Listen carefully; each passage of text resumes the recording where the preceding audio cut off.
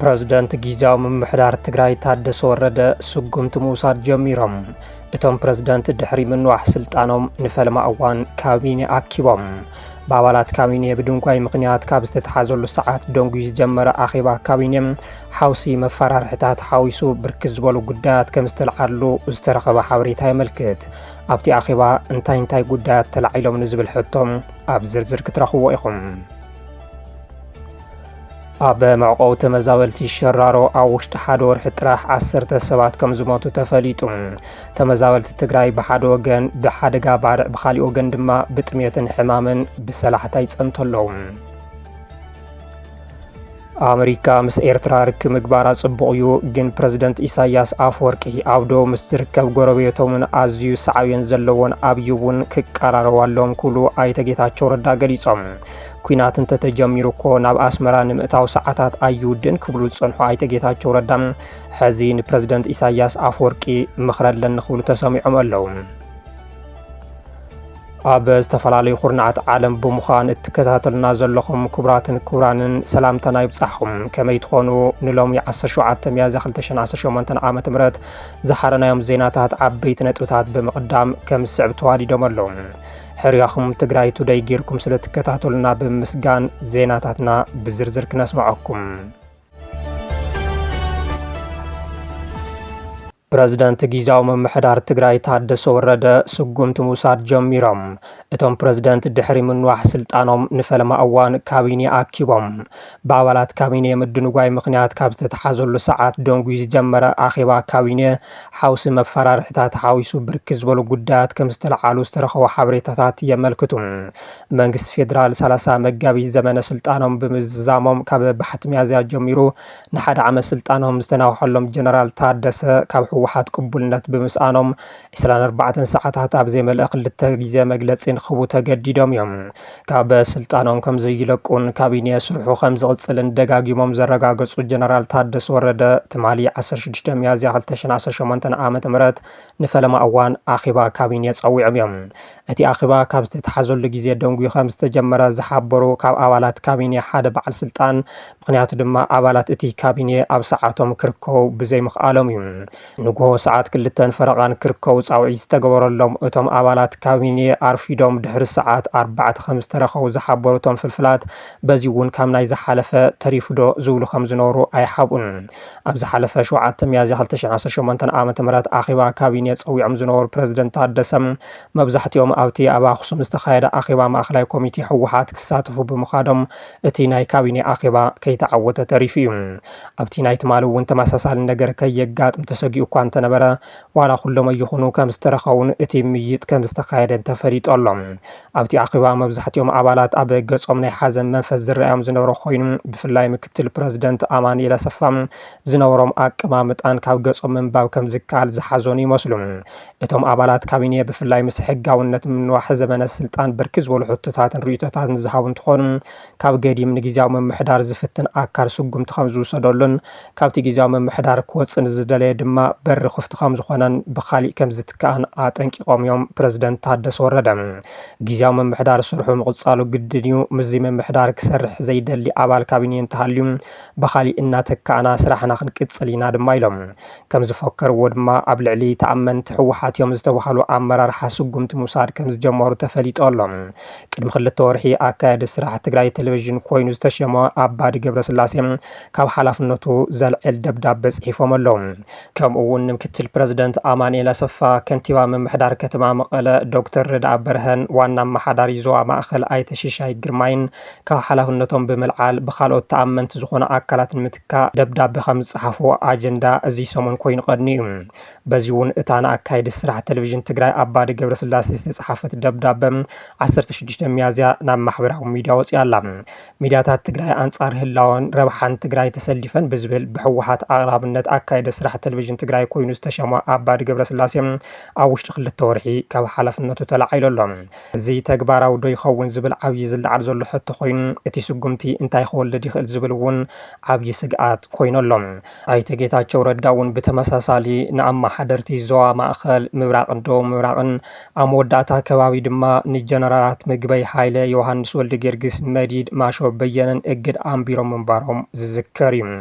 ድሓር ግና ንስራሐይ ናብ ኣዲስ ኣበባ ከይደ ክምለስ እየ ምስ በሉ ከይተመለሱ ተሪፎም እዮም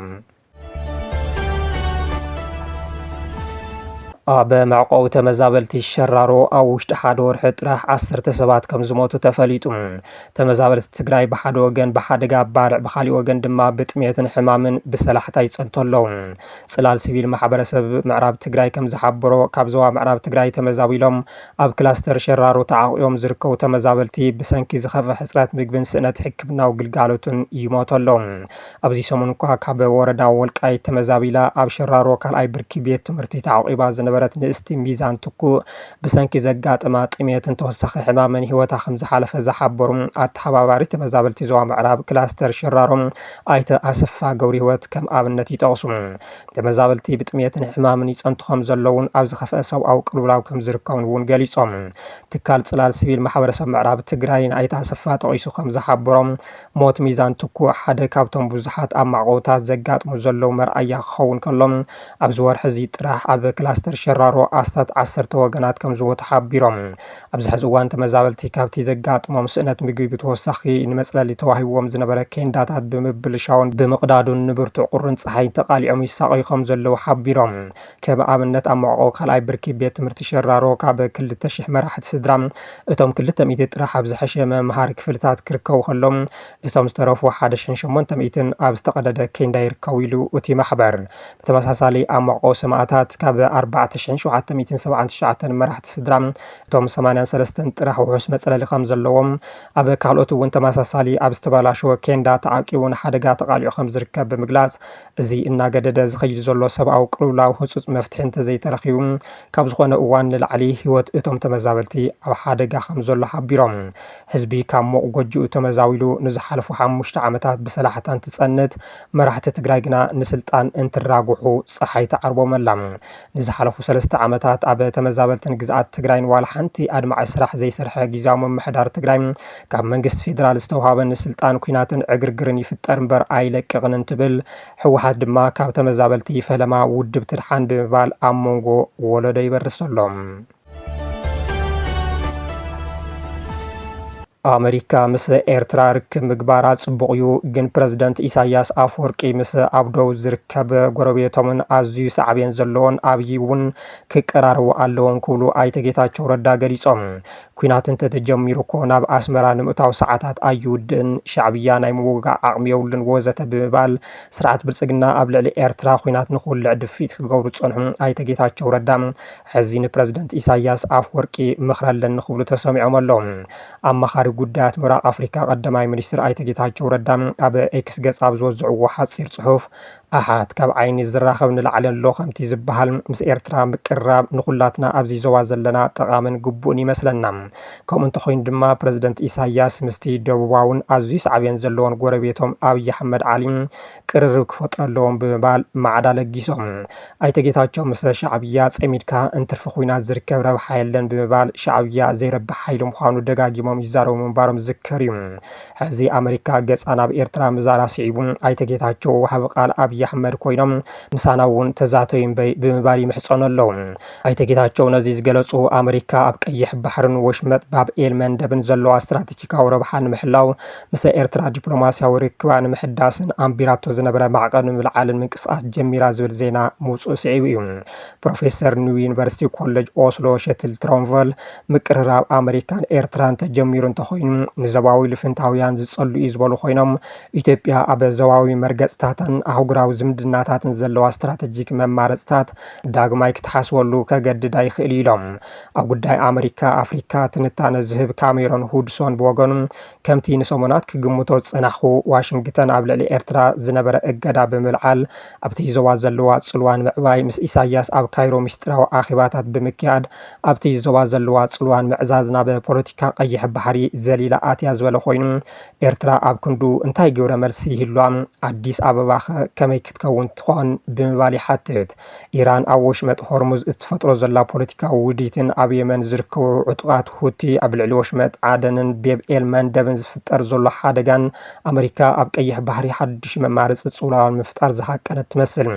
እዚ ምግባር ድማ ካብ 1120 ኪሎ ሜትሮ ንላዕሊ ገማግም ባሕሪ ምስ እትውንን ኤርትራ ምሕዝነት ምፍጣር ቀንዲ ባህጋ ከም ዝገበረት ዘ ዎል ስትሪት ጆርናል ናይ ቀደምን ናይ ሕዝን ሓለፍቲ ድሕነት ብምዝራብ ዝረኸብክዎ ሓበሬታ ብምባል ዝጸብጸቦም ኣብዚ ጉዳይ ኣብ ምስሳይ ድማ ግብፂ ብድሕሪት ከም ዘላ ይግለጽ ኤርትራ ኣብቲ ጉዳይ ዛጊድ ዝበለቶ ነገር የለን ፕረዚደንት ኢሳያስ ኣፈወርቂ ግና ቅድሚ 3 ዋርሕ ኣብ ዝሃብዎ ቃለ መሕትት ምስ ኣሜሪካ ኣብ ውሽጢ 80 ዓመታት ዝተፈጸሙ ጌጋታት ፖሊሲ ንጎኒ ገዲፎም ናብ ትራምፕ መልእኽቲ ልኢኾም ከም ዝነበሩን ቅቡል ከም ዝኾነን ብምዝኻር ይኹን በር እቲ ተጀሚሩ ዝነበረ ዲፕሎማስያዊ ርክብ ብሰንኪ ኣማኸርቲ ክንድቲ ዝድለ ውፅኢት ከም ዘየምፀአ ገሊፆም ምንባሮም ይዝከር ኣብዚ ትማሊ 2025 ምስ መፀ ትራምፕ እታ ሸዓት ጀመረት ጽምዶ ናይ ዲፕሎማሲ ትቐጽል ንቅጽላ ጽቡቕ ድልየትና ደጊምና ረጋጊፅና ነቲ ሽዑ ተፈጢሩ ዝነበረ ዕድል ተቖሊፉ 7 ዓመት ከሲርና ሕጂ ከዓ መፂኻ ኣለኻ ኣብ ጻዕዳ ገዛ ስለዚ ነቲ ሽዑ ጀመርናዮ ናይ ጽምዶ ምምኽኻር እንቅጽሎ ተባሂሉ ብኣ ክትቅጽል ጀሚራ መንጎ ግን ሕጂ ኣብ መደምደምታ ክንበፅሕ ኣይንኽእልን ዓመት ሓሊፋ ኣላ ኢልና ንዛረብ 3 ዓመት ተሪፈን ኣለዋ ኣብዚ ሓደ ዓመት ተዓዘብናዮ ሓደ ማሕለኻ እንታይ እዩ ኣማኸርቲ ኢና ዝብሉ ኣብ ዋሽንግተን ዘለዉ ብተደጋጋሚ ጅምር መሰበልና እታ ጽምዶ ዕድል ክህብዎ ኣይደለዩን ሓደሽትን ኣገደስትን ሓበሬታታት ንኽበፅሐኩም ንቻናልና ላይክ ሼርን ሳብስክራይብን ክትገብሩ ደጊምና ብምዕዳም ዜናታትና ኣብዚ ንዛዝም ሰላም ድሓን ኩኑ